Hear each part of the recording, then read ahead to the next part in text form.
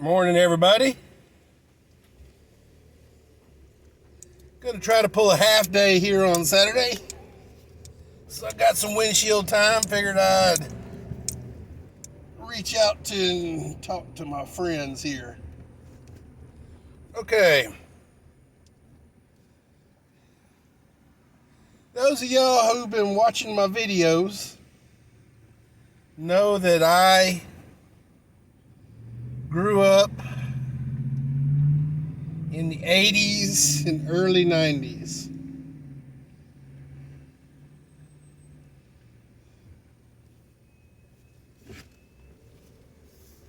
As such, guys, I witnessed the birth of gangster rap. And I'm going to be honest with you guys.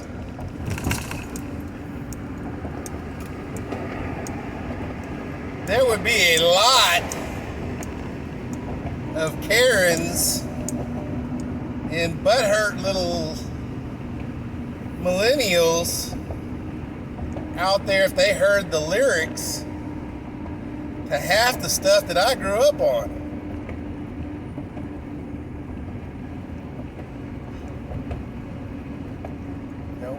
Popping caps and Uzis, Tech 9s.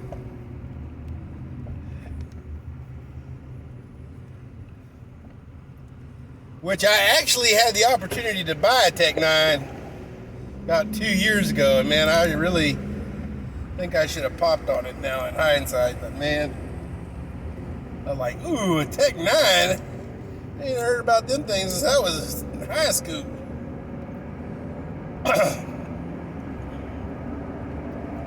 But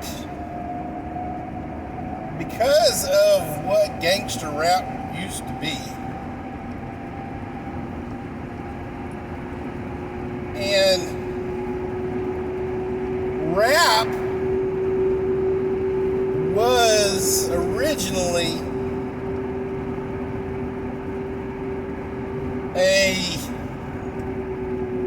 rebel style music, and it was very, very, very controversial, mostly because it dealt with a lot of persons of the African dissuasion shooting cops, which it's kind of interesting now that the 80s and 90s and the birth of gangster rap,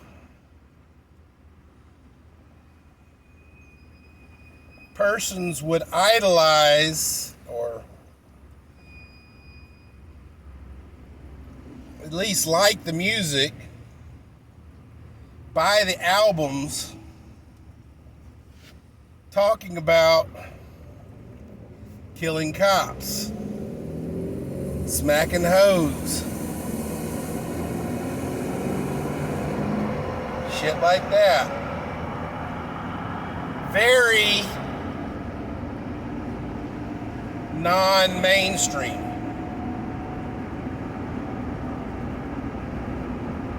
What it was basically doing was giving, in music form, people a taste of what gangster life was like. Doing drive-bys, things like that.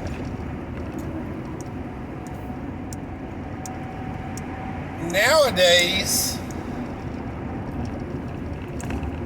because of, I really and truly, I don't know why, guys. We went And what's interesting is during that exact same time, when kids are listening to Eazy-E, NWA, and Dr. Dre, we also had songs like I'd Like to Teach the World to Sing in Perfect Harmony, you know, Coca-Cola commercials, teaching tolerance and love, which, you know, guys, it's really interesting. So, how that generation kind of evolved. So, we got one culture talking about, you know, violence and stuff, and the rest of the culture through advertisements and general movies and TV talking about tolerance and love. Nowadays, the black culture is idolizing victimhood, and specifically white on black victimhood.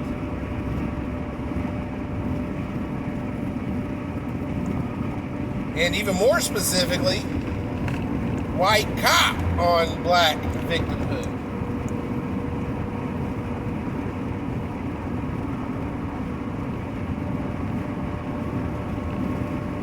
Ultimately, guys, let me just put it down to you this way. I'm sure a lot of you guys have seen those YouTube videos and TikTok videos where you got these young people who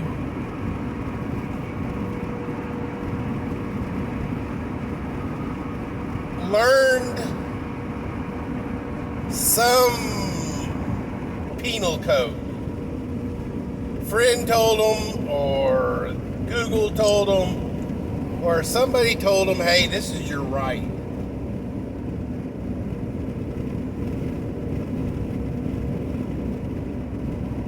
And all of a sudden they're getting pulled over for, you know, expired registration or a tail light out or something like that. And they flip switch because all of a sudden they have, you know, there's enough knowledge to be dangerous here. And they want to test the theory. And what happens is they get crazy stupid with a cop who just wants to do his job. You go from somebody getting a $7,500 ticket to all of a sudden they're getting a ride to jail because they decide they want to be stupid.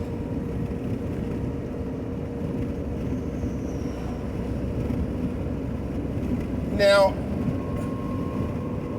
this is just the little millennials, guys.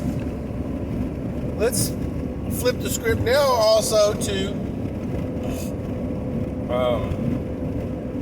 the black culture, where they're idolizing, you know, Eazy-E, NWA, Dr. Dre, Snoop Dogg, all these other people. Which I gotta know, guys, do y'all still idolize Snoop Dogg? I mean, he's doing all these commercials with Martha, you know. So, yeah. So, you know, I don't know. I feel like he's lost his edge. He's now doing Corona commercials. But, you know, oh well.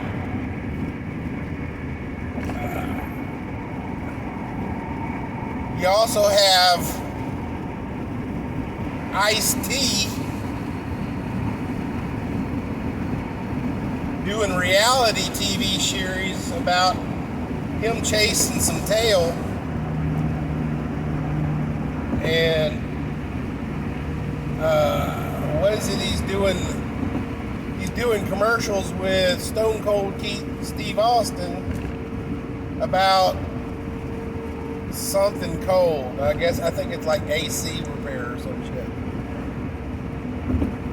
You know? And then,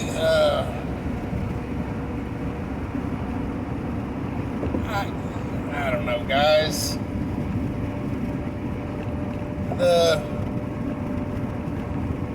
The black culture still does have an edge to it. I mean, they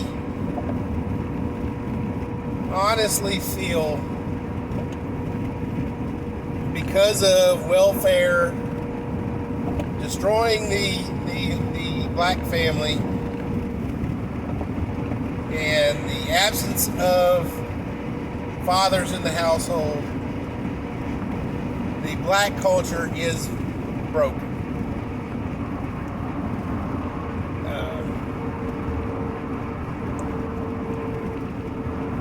You got kids trying to, you know, earn a buck. Easiest way to earn a buck is selling drugs or something like that. And in the culture they're in, because of they're growing up in lower income areas, drug selling is kind of a thing. So there is still, you know, cops having to arrest drug dealers, and you know, sometimes they are black. But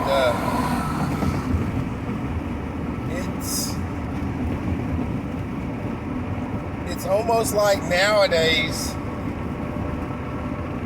you know, the right situation, you go from being a minor statistic to being buried in a golden, coffin, and a golden statue erected in cities and murals and stuff for you.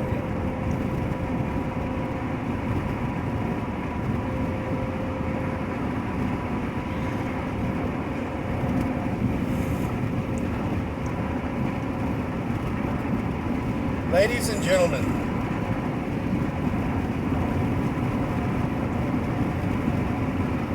our world is broken. Our world is divided. Our world is divided. Even more divided nowadays than it was in Jim Crow law days. We are not only divided by racial lines, we are divided by gender lines. We are divided by socioeconomic lines.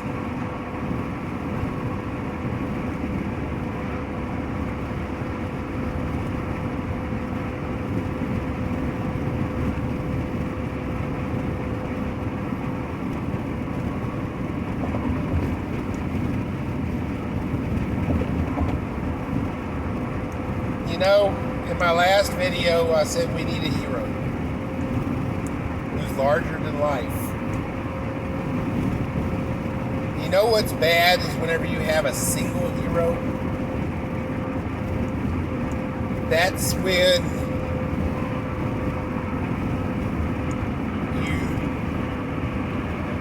if you become become the hero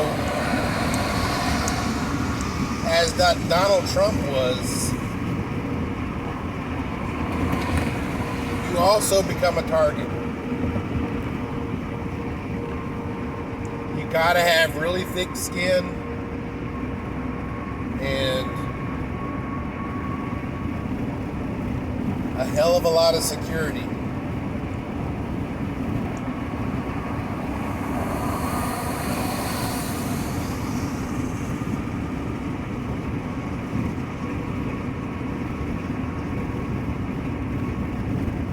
We don't need a hero, guys.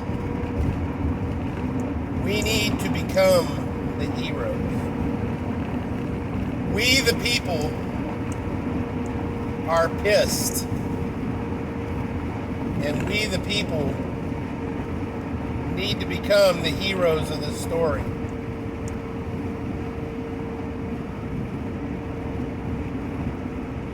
The long lost names of those who fought for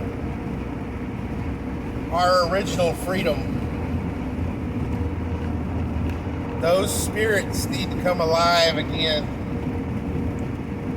in the hearts of Americans, and we need to fight for that freedom again.